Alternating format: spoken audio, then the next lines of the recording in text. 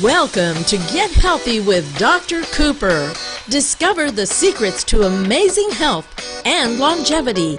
Learn how lifestyle medicine, the vaccine for chronic diseases, can profoundly influence mind and body. Learn simple solutions such as healthy nutrition, exercise, strong family bonding, stress management, and spiritual renewal will empower you to live a longer, healthier, and more abundant life. And now, here's Dr. Dona Cooper.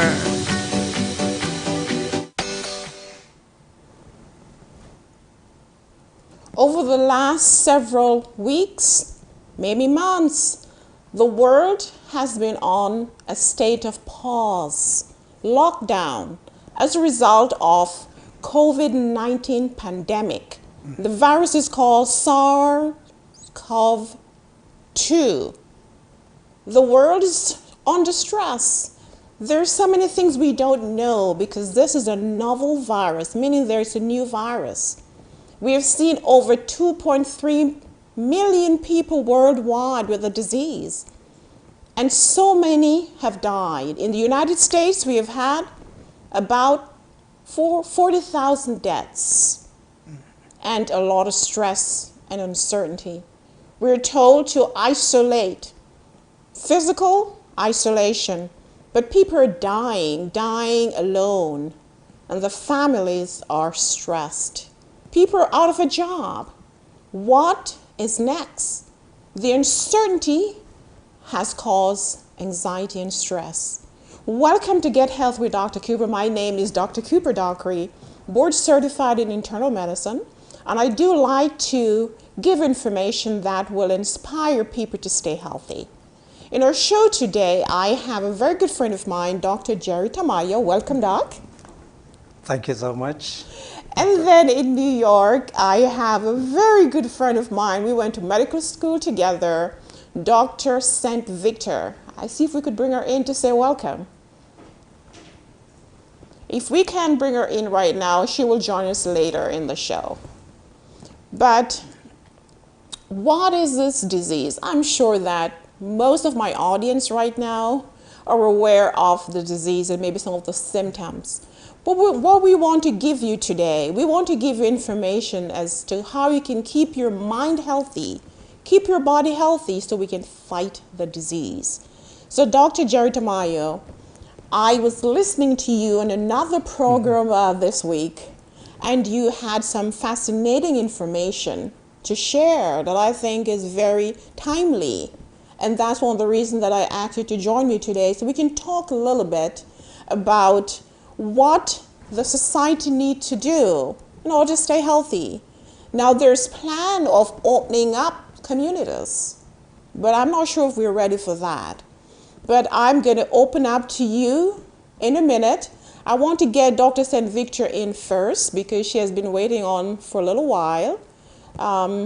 So let me see if our producer can get Dr. St. Victor in so she can talk to us about what's happening in New York, the stress in New York, and how they're dealing with their stress. Let's see if I can get her in.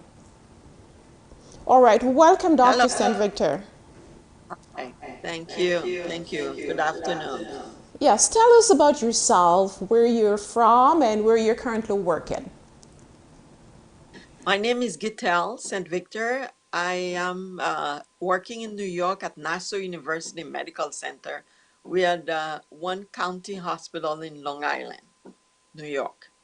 And I know that you've had a lot of COVID-19 patients there. Tell us a little bit about the impact that has had on your hospital. Well, the first thing is I'm a psychiatrist with a special subspecialty in consultation liaison psychiatry, meaning that I do consultation on the medical wards, ICUs, OBGYN, we have a burn unit, we also a major trauma center. So it's a very busy hospital, and when the COVID crisis hit us, it hit us hard because we are a safety net hospital where we have a lot of patients all across Nassau County and sometimes from other counties that also come to us. So we've been dealing with the COVID-19 crisis the best we can.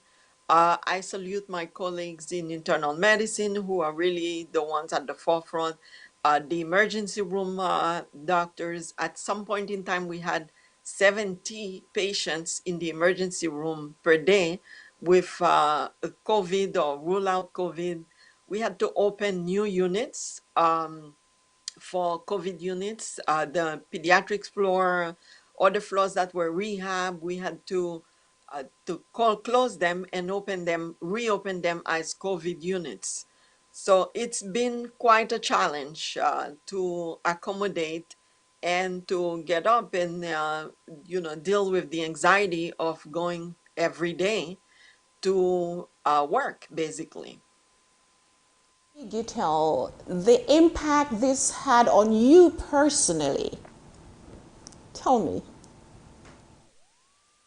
Personally, I think the most difficult day for me, to be honest with you, is one day when I went through one of the COVID units and I saw the personal care assistants going from one room to the next. And when I looked into the rooms, there were two patients per room, and the patient looked like they were about to die.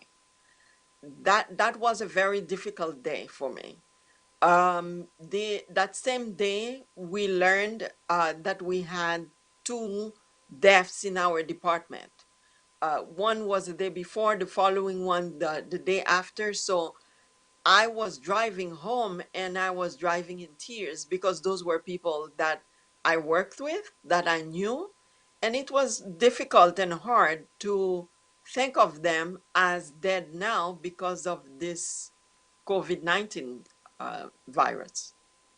These were your colleagues, right? People you actually know intimately, correct?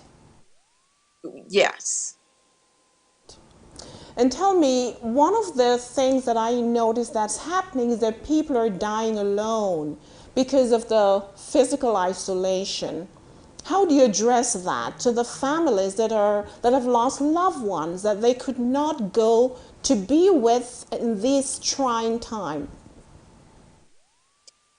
So it's been a challenge for the medicine teams because families are calling nonstop, Donna, nonstop. You can imagine that the nurses are dealing with patients who we have codes all the time, or the commuter phone all the time overhead says code blue, code blue, code blue. So this is a source of anxiety for us, for them who are caring for the patients, and for everybody. Even one of my patients told me, at night, you have to give me something to sleep because when I hear the code blue, I know it's somebody who is dying. So the phones have been ringing all the time. Family members are concerned, and we try to do our best to explain to them what is going on. They want to speak to their loved one. So when that loved one is about to die, we start seeing, when I say we, I'm talking mostly about people caring directly for them, the internists. So when they start seeing that the patient is starting to desaturate and there's a code that, or the patient is not breathing, their breathing is labored, so then they start calling the family and explain this is what's going on, especially if the patient is not DNR, is not do not resuscitate, do not intubate. Families have to be aware. And recently, what has been done that I think is a very positive thing is that the residents have been able to, the attendings, whoever is available, have been able to FaceTime the family member with the dying person in order to be able to help them say goodbye to that family member. I think that is very positive, and it's helped family members to be more at peace that at least when your loved one is dying, that you're able to see that person. On the other hand, it's been very difficult for the staff, whether it's nursing staff or the internists. It's been hard for them to witness that. So it's a challenge, very difficult situation. I agree, I agree. Now tell me, there are a lot of people that are unemployed. We have about 23 million people that have already applied for unemployment. Some people have not applied. People are at home, they've never been at home before. We're told that spousal abuse is increasing, child abuse is increasing.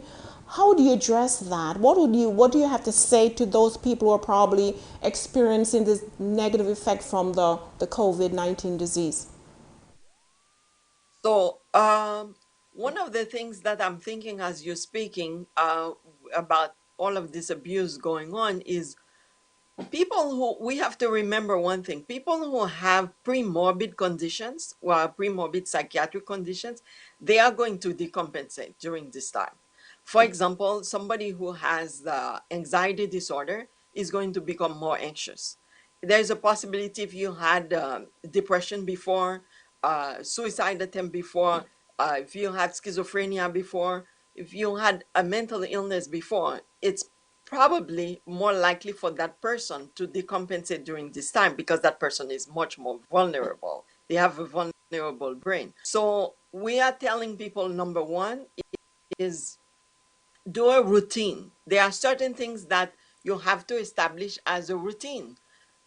Every day you have to, if you're confined, you're at home, you have to follow your routine. It's a new normal for us. We're not used to this. This is a new virus, and also our lives are new. So we have to establish routine. Eat well, sleep well. Don't spend the whole day sleeping at irregular hours. Establish a routine where you can, if you can go out to take a walk. If you cannot, be exposed to the sunlight, which is very beneficial for you. Stay near a window for 2 hours a day. Do not sleep at hours that are irregular. If you are used to sleep at 11 o'clock, go to bed at 11 o'clock. You need proper sleep. You need to eat properly. You need balanced meals. A lot of people are eating a lot of sugar, a lot of caffeinated drinks, a lot of sweets in order to be able to calm their nerves. A lot of people are using drugs. And I'm told that by some of my patients that there are some teenagers that are still, still trying to get together with their friends. That is not what is recommended. You have to isolate, you have to stay at home. Don't try to have parties in basements, and establish a routine and also remain positive. Remaining positive means throw away the negative thoughts that we have that, oh my God, this is going to last forever. Um, it's not going to get better. It will get better. We have signs that it is getting better. We have to remain hopeful. Hopelessness, worthlessness is not the way to go. Also, we have to control where we get our news from. A lot of stuff is going on WhatsApp, and it's not true. There are a lot of things that we're receiving on WhatsApp. We have to know where we get information to be able to determine what is real information, what is fact, and what is a rumor. Avoid watching the news all the time. There are people who are like glued to the news. You can't be addicted to negative news. It's going to have an impact on you. Know when to watch the news. I listen to the news in the morning going to work, and then during the day at some point in time. My therapy is when I come home, I do not want to hear about the news because I know what's on the news. So all of these things are helpful tips as well. Support each other. If you have children that you're caring for, elderly that you're caring for, you have to support them. Make sure medications are filled ahead of time.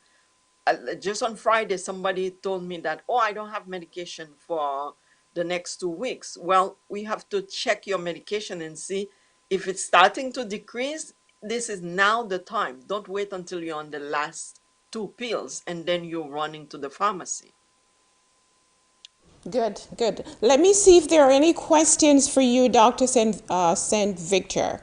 I'm going to check in on my Facebook community here and see if there are any questions. All right, so Agnes Day, I want to welcome you. Clinton Boxhill, welcome. My daughter Donnell, welcome. Guys, if you have any questions, I will take them. In the meantime, I'm going to put Dr. St. Victor on hold and I move on to Dr. Tamayo. So Dr. St. Victor, you stay there. I am going to talk to Dr. Tamayo and then we'll get back to you. I know you have been with me for a while, so I'm not going to keep you too long. But give us another couple of minutes. Let me speak to Dr. Tamayo. All right? So thank you so much. You stay on for a little bit.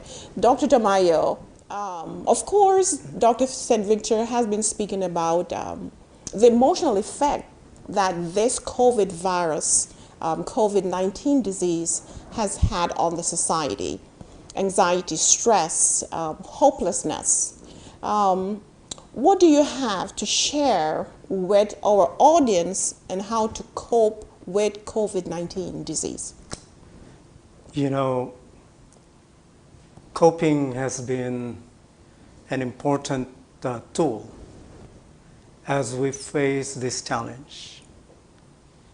And as you mentioned about our talk with Dr. Chance the other day, and I talked about resilience. As the word tells us that even amidst all these challenges, we should have that resilience in order for us to face it with positive thoughts, optimism, with the way by which, even if we face it heads on, we should be able to know how our bodies would take it. So it means that we don't deal with the problem in a way that we could break. So we have a way by which the body is able to cope. That's right. Of course, with the as we know that the body is able to respond quickly, so that's the first one, quick response, and then we have a long-term response. So if we have, for example, quick response, it comes by surprise, and that our sympathetic nervous system would kick in. So there are immediate stress hormones that would kick in, as we know. Basically, this is our adrenaline or noradrenaline, and these are the hormones that would allow us to quickly respond.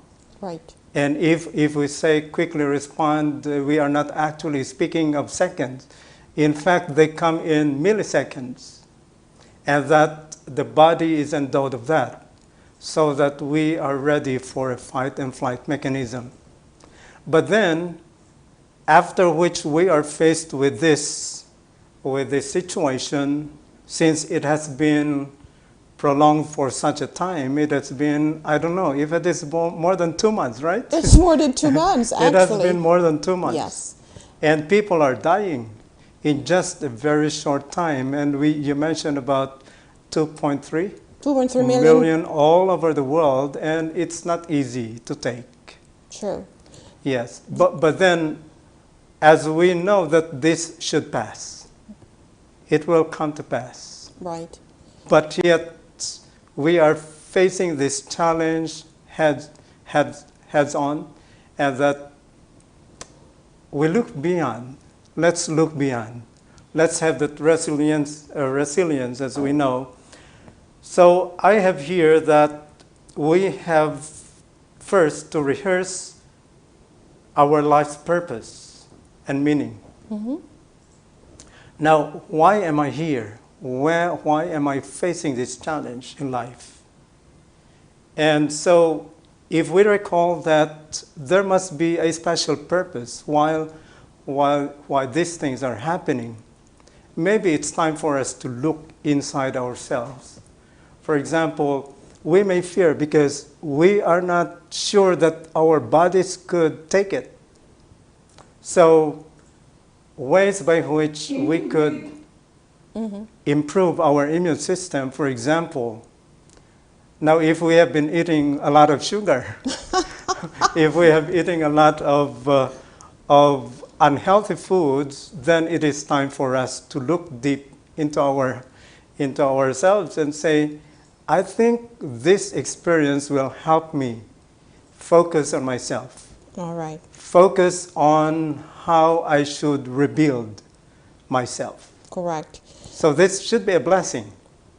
All right. A blessing for some. I'm going to welcome some people that have signed on. I see my cousin Leroy. Leroy, hi. Welcome. Cynthia Fisher, welcome. I see Clinton, Agnes, and all of you that are on, please share. We're just here talking about coping mechanism for this COVID-19. We do know that most people know already that it's a respiratory virus, comes with fever, chills, body ache, sore throat, sneezing, cough, shortness of breath. There might be unusual symptoms like abdominal pain, diarrhea, and of course, severe fatigue, muscle aches. And we do know that 80% of people with the disease will have mild symptoms. Another 20% will probably end up in the hospital, but 10% might be in the ICU. We are essentially at the peak of the pandemic. We want to go down slowly. We don't want to have another spike as what happened in 1918 Spanish flu pandemic, where 50 million people die. A lot of young people believe that they're young, they have strong immune system, it's not going to happen to them, but we see everybody dying. So we want you to be careful. Be careful, do the isolation, social isolation, wear the face covering if you have to go out of the house. Wash your hands thoroughly for at least 20 seconds. Clean or sanitize surfaces and be careful. But yet we can build your immune system. There's certain steps that you can take to be physically strong and emotionally strong. Now, Dr. St. Victor was just on, and she discussed hopelessness. We don't want you to feel hopeless. We do believe that a merry heart is medicine. Optimism will increase your fighter cells to fight and to build the immune system. So we want you to stay optimistic. It's very difficult because of times of uncertainty. You know, you might have lost your job. You're at home, you're a student, you're at home with your parents studying online. Parents are out of a job. They have to take care of the children. They have to do assignment. All these uncertainties and these changes that we don't really want, this is what's happening. And as I mentioned, for me, myself, initially I was stressed. I was actually stressed because I lost my routine. And I had to think about my employees, the business, my children, the family.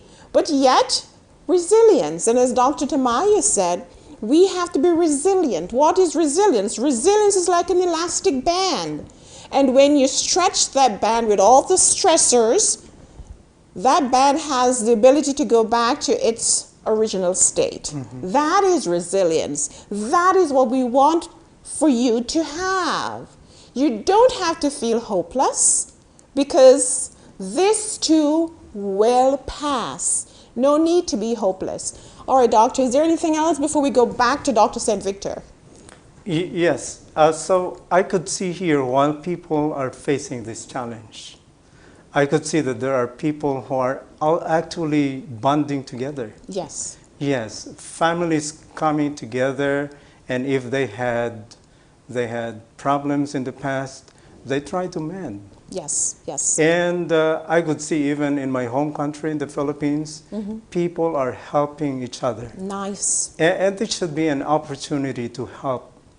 And even just a little bit of help that we could extend to others, this is actually therapeutic. I agree. Yes. I agree. So it's not just having the optimistic attitude, but it is also giving yourself for the others who are even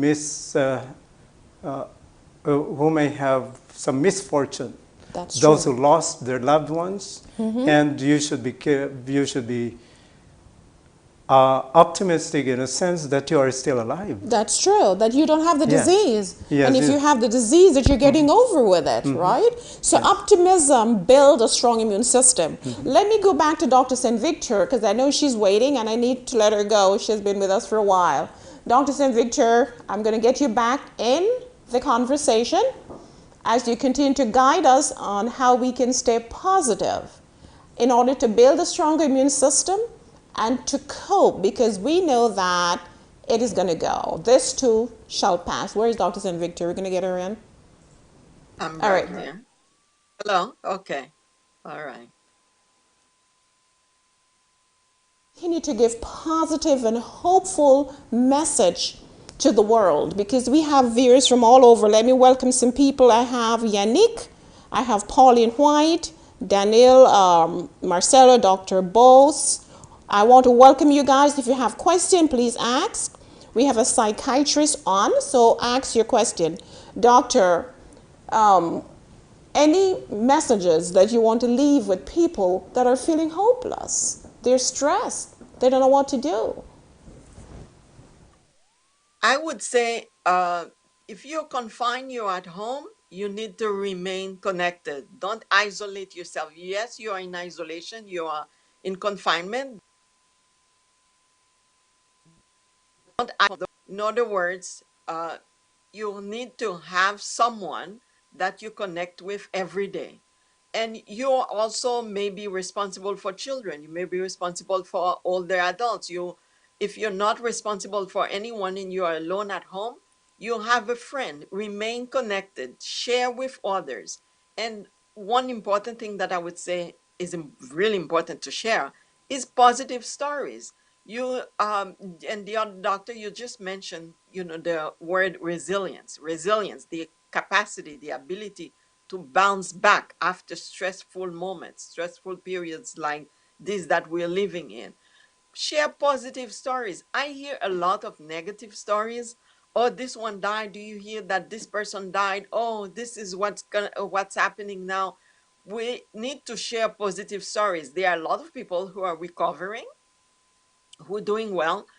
We know people who were intubated in the hospital and they are back home. This is exciting, very positive story. We need to share what is positive, not only negative things. The negative things, we have to throw them away, because in psychiatry, we have something that is called cognitive behavioral therapy, where our cognition, we have to learn to control, make them positive, and then your behavior changes because your thoughts are positive. Don't realize that your thoughts, your emotion drive your health. Because when there's a stress, then the cerebral cortex will then stimulate the hypothalamus, which stimulates the pituitary gland, and then we start having neurotransmitters, hormonal response, the adrenaline, the cortisol. All these will be elevated to fight, to put us in a state of alertness, to either flee or fight. Now, if we are continuously being stressed, then these hormones will stay elevated. Then the blood pressure will rise, blood sugar will rise. We'll have anti-inflammatory responses to our joints and our muscles. We start having fatigue and pain.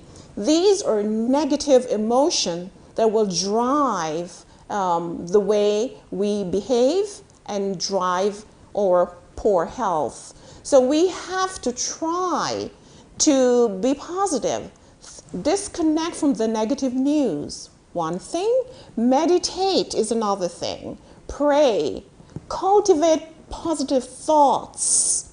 And of course, we have to continue with a healthy lifestyle. All these factors are important, and I know it's very difficult to tell someone to be positive when they just lost their job or somebody just died and they weren't there. But as you mentioned, hopelessness is not good for our health, and we have to realize that this will pass. It's not going to be here forever. We have to maintain the physical distancing, maintain healthy universal precaution. And I know that will suppress the replication of the virus and we will become healthier. Dr. St. Victor, is there anything else you want to say? I'm going to let you go. You've been with me for about an hour now. So let you give a final thought, and we're going to say bye from you and continue with Dr. Tamayo. Oh, well, I do want to add something that I think is important. We are seeing an increase in anxiety. We are seeing a COVID-related anxiety, the fear of catching the disease. Some people are paralyzed that what if I catch it? And that is producing anxiety and demoralization, like what you describe, and it's going to be negative for your overall health. But one thing that is important, we are also seeing, especially in the young people, we are seeing a lot of suicidal thoughts, and we have seen suicide attempts. I have patients who tell me I'd rather die isolation and the confinement, and they land in the hospital because of the suicide attempt. I would like to tell our community, and also most importantly the young people, that if you are having these thoughts, it is time to look for help. Do not remain with suicidal thoughts and fantasize about them, because they are dangerous. If you start having these problems to the point that you're thinking it's better to die and give up on this life, then it's time to look out and search for help. Look for a psychiatrist, look for a therapist, call your insurance, call a friend, and tell them that you're having suicidal thoughts. Don't play with these thoughts, they are dangerous. That's the message that I want to leave with the community. Be positive, go have a good lifestyle. Being inside doesn't mean you cannot exercise. You can eat properly. You can do things. You can. This is time. I was reading an article about now that the more people in the United States are on Amazon now trying to buy books. We threw away our books. This is time to get reconnected with family, with friends. This is the time that we, like the doctor said, what is our purpose on in this life? If you have faith, rely back on your faith in order to be able to fight this. This will pass. We will get through it, and at the end of it, we will become more resilient, closer to our families, and take more control of our lives, buying less things that are futile and paying more attention to important things. That's the message that I want to relay today. Much, Dr. St. Victor. We'll have you again soon on the show. Thank you. We're going to take a short break now as we get back to the show, Get Healthy with Dr. Cooper. Can you really get coronavirus from food from a restaurant? There is no need to get yourself very stressed. Just thinking of COVID-19 is stress enough, and being at home, unable to enjoy your meals at your favorite restaurant. So why not order in? Now, coronavirus is a respiratory virus. It's not a food-borne virus. So there's no need to stop ordering your meals in. So the clue is then, how do you unpackage the food? So that's what I'm going to discuss with you right now. So let's say you order in from your favorite restaurant, Foodamed restaurant, or any other restaurant. Then what you need to do is to ask the delivery person to leave the meal or the package at your door. You're going to get a pair of gloves. You can do that if you're very conscious and you want to ensure that you don't get anything on your hands. Get your pair of gloves, put them on like this, and then you retrieve the bag from the door. So let's go. I'm going to get my bag from the door, and then we're going to proceed. So this is the bag. Imagine this is my door. Open my door, pick up my bag like this. There's no contact with the delivery person. Then I get into my kitchen on my table. So this is my bag. I place it there. Then I'm going to remove the meals. 1, 2. So we have them there. What I now do is to remove the glove. And this is the way you remove the glove, so you have no contamination. Put your finger underneath. Remove the glove. Discard the glove in the trash. There we go. Then we're going to proceed to cleaning off the containers. So for me at home, I have alcohol. I don't have Sunny White. We can't find any. So my hands are clean.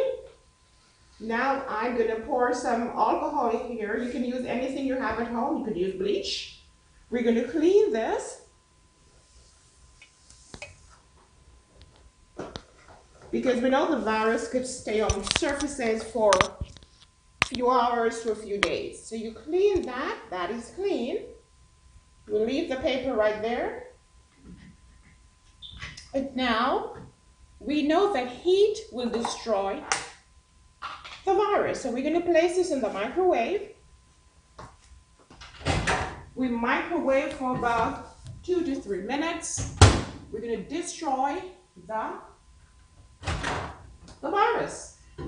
So this is one. This is our clean area. Then we open this one. And we're going to do the same thing. We're going to microwave here again.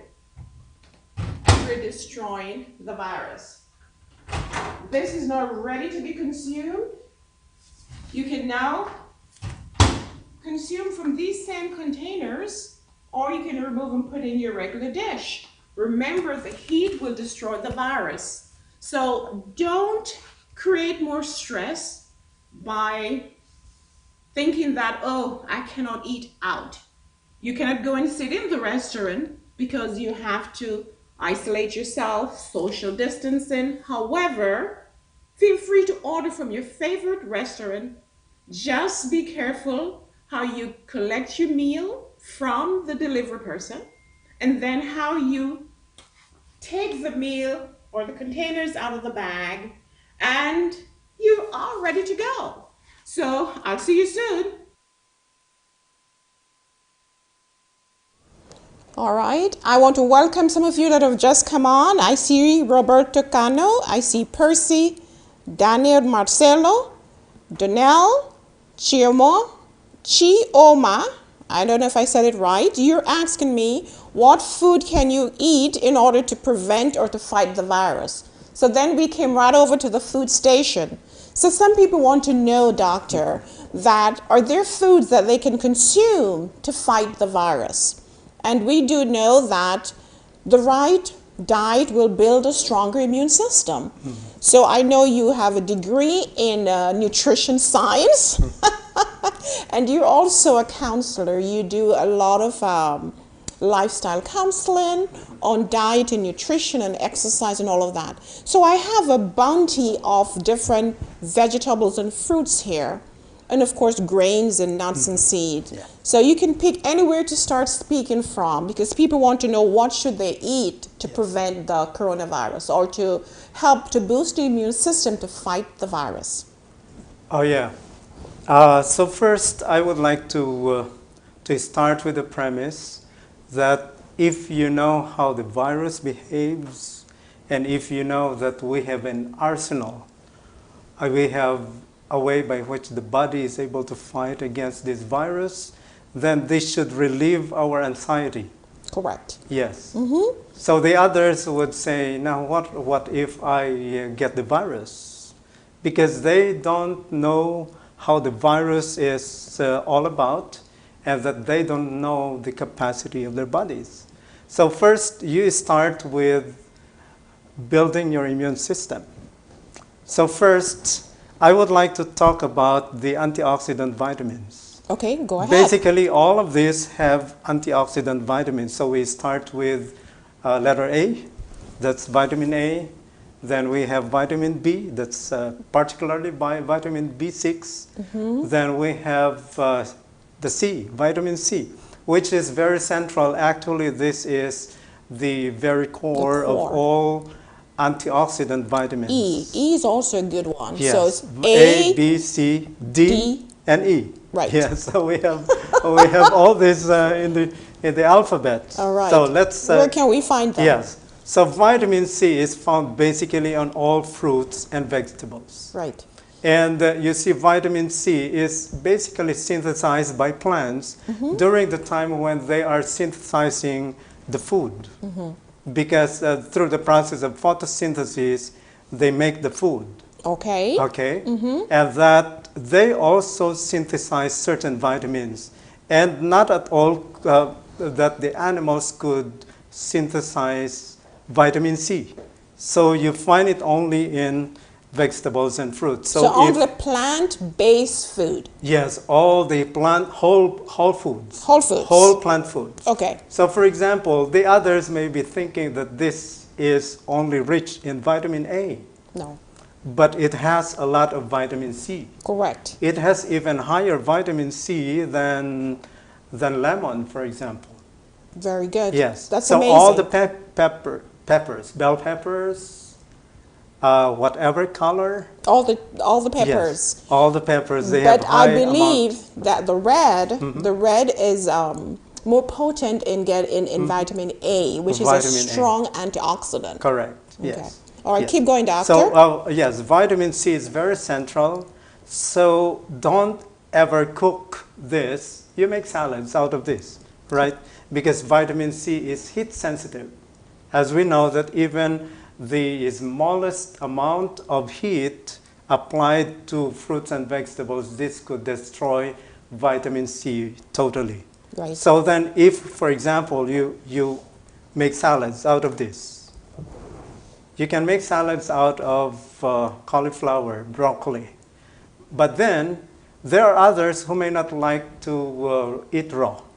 So what I recommend is you can Steam. devise a way. Steaming is good. Baking may be good, but don't let it be overcooked. Correct. Because Okay. you're denaturizing the good nutrients. The good nutrients. So right here I have, let's remove this. This is called the cruciferous vegetables.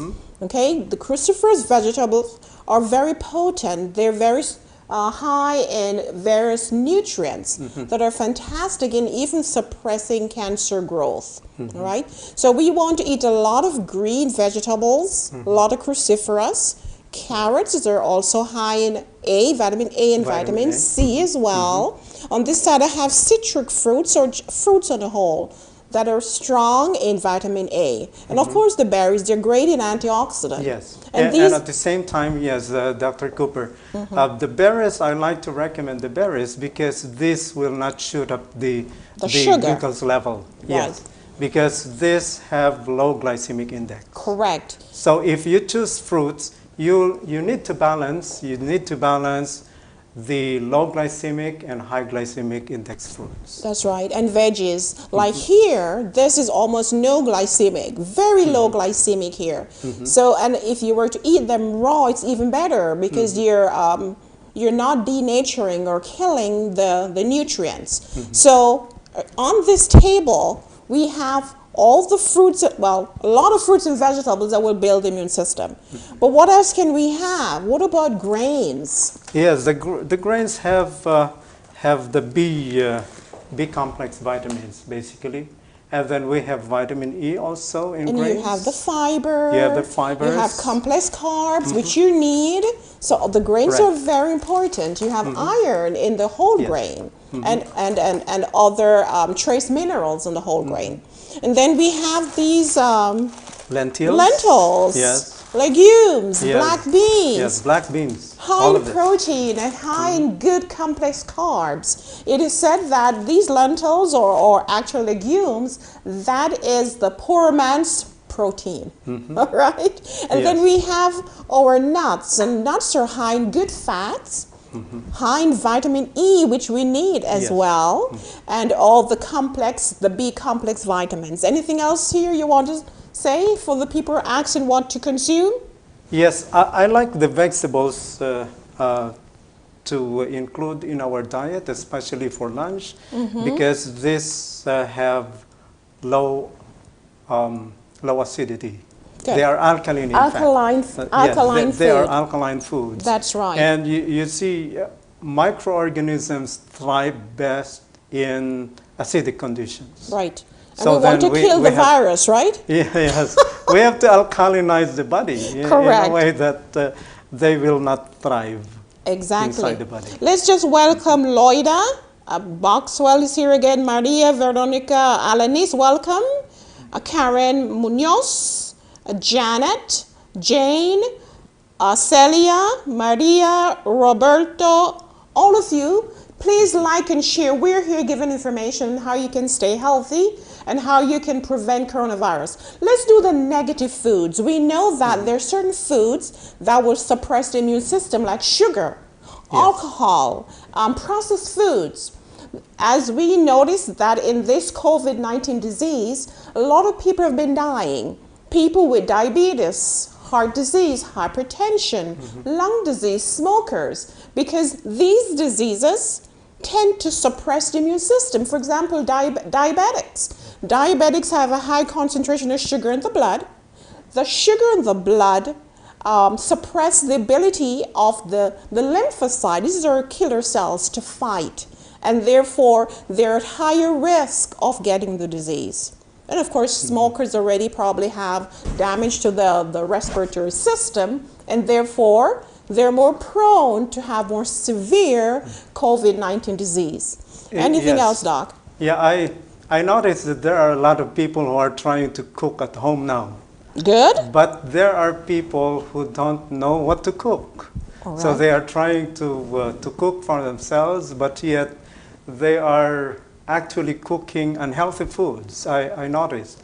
There are those who are, of course, trying to be more healthy, but yet they eat a lot of foods that are high in sugar. And so they make delicacies. They make all these things, but they are making themselves more prone to infections. And infections. Right. So the sugar level should still be under control. I agree. If you prepare your own food, be sure that the sugar should be still very, very low. Right, and I like to give a 4x4 dietary tip. If you want to stay healthy and you don't know how to prepare a healthy, balanced meal, think about this. Put your plate into 4 quadrants. One quadrant should have raw plant food, raw fruits and vegetable. The other quadrant should have steamed plant foods, the steamed vegetable. Another quadrant should have healthy carbs, whole grains, sweet potato, tubers. And the other quadrant should have healthy protein. If you were to think like that, you will build a stronger immune system and you will be healthier. Some people are also thinking about the immune booster. What should I drink? So I'm going to give you a very simple recipe. You get some grapefruit, 1 grapefruit, maybe an orange, about 4 limes, 1 apple, 2 inches of ginger, 2 inches of turmeric, a 1/4 teaspoon of cayenne pepper, ¿qué más? And you're going to blend, and carrot, maybe a carrot. You're going to blend all that together, add about 2 cups of water, and you're going to drink that 1/2 cup 2 or 3 times a day. In doing so, you're giving your system a boost of vitamin C, vitamin A, fiber. Soluble fiber is so important for us to allow the T cells to produce certain chemicals that will destroy certain viruses. All right, now, exercise. Exercise is medicine. Why don't you catch this, Doc? Catch that, all right? So then, give it back to me. While you're at home, get some exercise done. Get some exercise. Because as you exercise, what you're doing, you are then activating your T lymphocytes to become fighter cells. Not only that, you're increasing blood flow, oxygenation, and of course, good hormones, right? And at the same time, you know, if you exercise, it's not just mere walking or catching.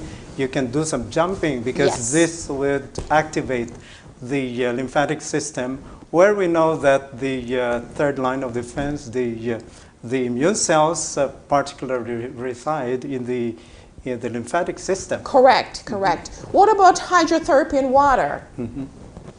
Yes. Water is medicine, right? Right. We should drink enough water to keep our bodies very hydrated, to keep the cells moving. but also water activate the immune system. All right? Yeah, in fact, if we are dehydrated, we are actually killing the killer cells. Correct. So we have natural killer cells that reside in the linings Of the mucosa. The mucosa, yes, the mucosal linings, and those natural killer cells could be killed just with dehydration. Correct. So that if you remain dehydrated, then you are putting yourself into susceptibility. Right. I have a question here, doctor. What if I buy frozen vegetables? Does that preserve the vitamin? This is coming from Maria. Frozen vegetables are fine, actually, because they're actually stored fresh. So they're better than canned vegetables. So frozen vegetables are okay.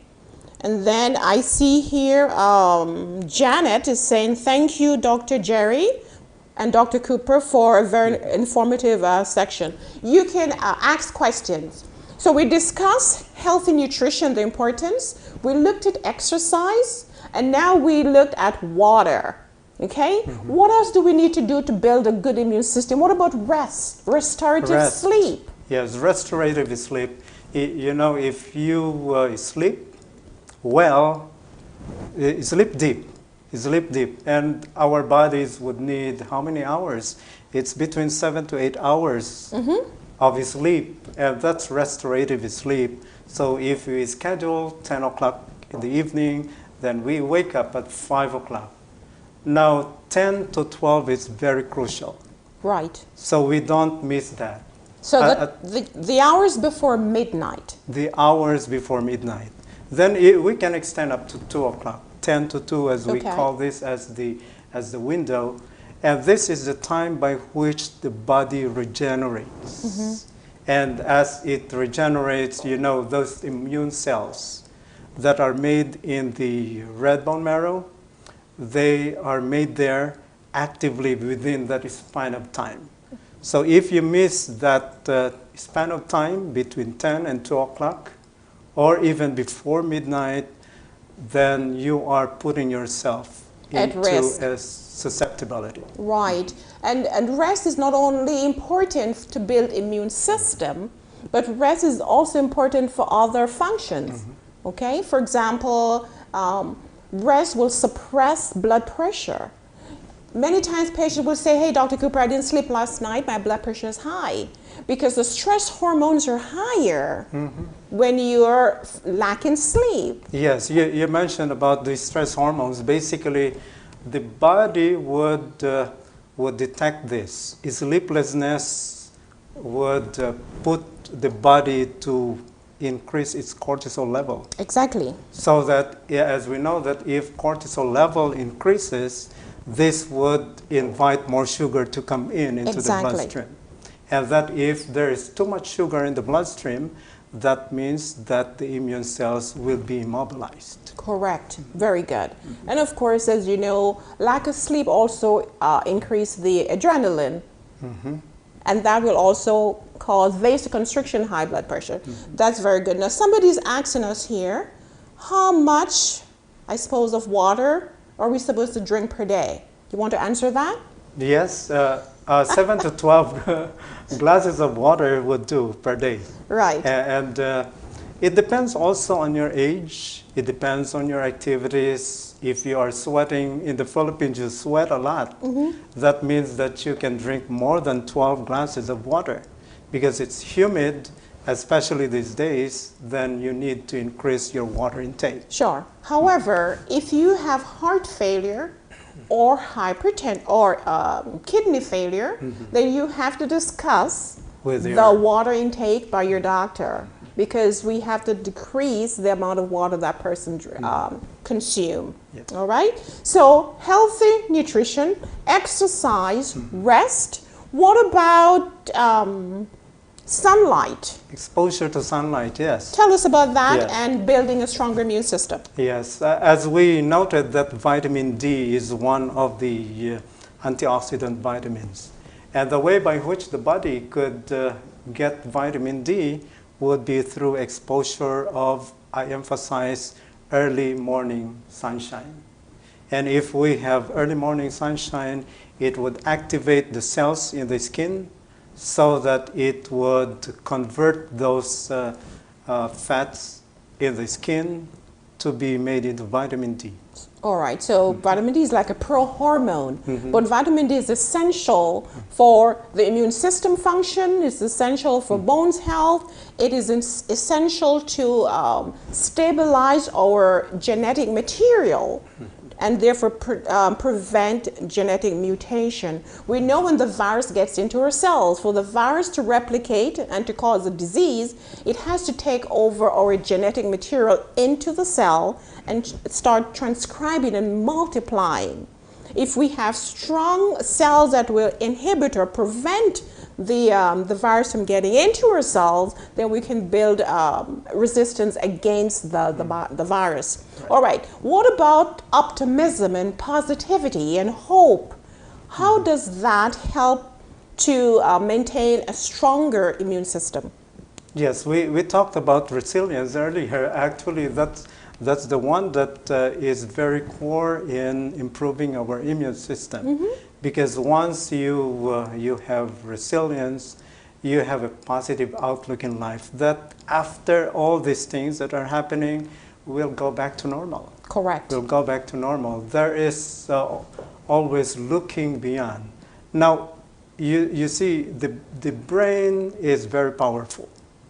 And Dr. Saint Victor she mentioned about the control of the cerebral cortex. You see the cerebral cortex, particularly this part of the cerebral cortex, which is your prefrontal cortex. Yes. You see that's the seat of your intellect, that's the seat of your emotion, that's the seat of your judgment, and that if you say to yourself, it's not wise to panic, it's not wise to do this. So it sends a signal to the hypothalamus. Correct. So that the hypothalamus would then make some restorative hormones. It would release, it would incite other systems of the body to go back to normal. I agree. Very good. So positive thought, faith is very important. So during this crisis, if you were to take some time in your day to think positively, despite all that is going on, we realize that this will pass. Let us think positively so we can build a stronger immune system and suppress the disease. Is there anything else? So we looked at nutrition, exercise, we looked at rest, we looked at positivity, hope. Anything else that will help to boost a better immune system so we can fight this virus? Yeah, I don't discount the fact that all these things are happening. There are some things that out of our control. But we know that there is one who controls everything. Correct. Yes. Correct. So we trust in him. It is important for us to see to it that we stay connected with our family, with our friends, but we stay connected with the one who gives us life. That's right. And we need to realize that these negativities are not coming from him. He allows them to happen. He allows them to happen. But with faith, we can all go over. We can all become victorious. I see Andrew Yu here. He says, thank you for your knowledge, your effort in educating the community. And it's good to see both of us together. Thank you, Andrew, for watching. Daniel Layton, thank you. Betty Savala, thank you. Edna Bautista, please like and share the video. We're here discussing coping. How do you cope with this time of uncertainty? We looked at being positive. We had Dr. St. Victor on talking about the negative effect that COVID-19 had on her hospital and her patients and her colleagues. And then, of course, Dr. Tamayo speaking about resilience, which is the ability to go back to your former state. We know that a lot of people are stressed, a lot of people are depressed, but we want you to realize that there is hope. And you can stay home, but you should not socially isolate. Physical isolation is important, but social isolation is important for you to follow up. Bonding with your friends, bonding with your relative. Do Zoom conferences, FaceTiming, WhatsApp group, prayer groups. We need to link together. Yes. And most importantly is that we have to connect with a creator, because we know that we have hope. And hope is in the creator. Yeah, Go ahead. actually, the last one that we discussed is the ultimate one. It is the one that wraps up everything. Because if we don't have that hope in him, then the meaning of life actually is useless. Correct. There's no meaning of life, there is no purpose of life. So that people may say, if I feel this way, then I could just die at any time. But then if we have hope, if we have connection with the source of power, connection with the source of his strength and source of wisdom, all the things that we actually enjoy here are coming from here. Yet we say that he is not the source of this pandemic. He is not the source of any of these challenging circumstances, but he allows. Yes, and a lot of times we have trials to make us better. A lot of people are using this time of quarantine to find new goals, new focus. People are now cooking. People are spending time with their families. Yes, and they are trying to get healthy. They're trying to get healthy. Yes. They're seeking. They're buying books, as Dr. St. Victor said. People are buying books on Amazon right now. Somebody's asking, Janet said she cannot sleep. If she sleeps 2 to 3 hours per night, is this a problem? Yes, you're not going to be healthy. Your body needs to repair itself. When you work during the day, you're damaging cells and tissues. There are a lot of things that the body needs to do during nighttime, and you need a certain amount of hours and a certain portion of the night to do it. So if you cannot sleep, you have to think, what is holding you back from sleeping? Is it that you're stressed? Is there something on your mind? What about the food you're consuming? Are you eating too late at night? Do you need to exercise? Do you need more sun? Because sunlight will increase your serotonin level. Serotonin later converts into melatonin. So you might need some sunlight in order to stay healthy, in order to sleep and stay away from caffeine or caffeinated drinks. Stimulants. So and of course you have to set the mood for sleep. You have to have a routine. Go to bed the same time every night. Make sure you have all lights off. The room should be cool or cold. All that. Take away the cell phone, no noise.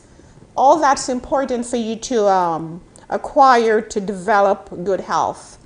All right, doctor, let's just take a short break, and then we'll be right back to wrap up.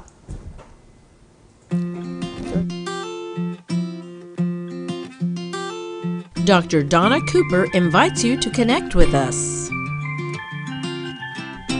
Like us and share our social media networks. You can watch repeat programs of our shows anytime on Vimeo. Find us on our website at drdonacooper.com. So as we leave you today, I want to assure you that COVID-19 disease is really not the end of the world. You know that most people will beat the disease. You need to think about what you can do. What can you do to prevent yourself from getting the disease? And if you have it, how can you beat it? How can you gain resolution from the disease? There's certain things that you need to do. One, you have to be in a positive framework. Think positively. You need to follow instructions. Wash your hands 20 minutes. Physical isolation. Don't put your hands in your face. Clean surfaces with Clorox, with cleaning antiseptic solution. But also you need to feed your body healthily. Take out the immune suppressants like the sugars and the alcohol processed foods. Eat a lot like this. Green vegetables, yellow vegetables and fruit, orange, red, multicolored. Get your nuts, get your grains and your legumes. Eat lots of that. Build up your system with fiber, with vitamin A, B, C, E, and get D from the sunlight. Move, exercise. You need that. And be positive. Connect with people. Call someone. Do something for someone that will build your immune system. Get outside and move. Get healthy. Get exercise. And most importantly, that connection with power, divine intervention. Doc, is there anything you want to say as we leave? All right, I have two things here to leave with you.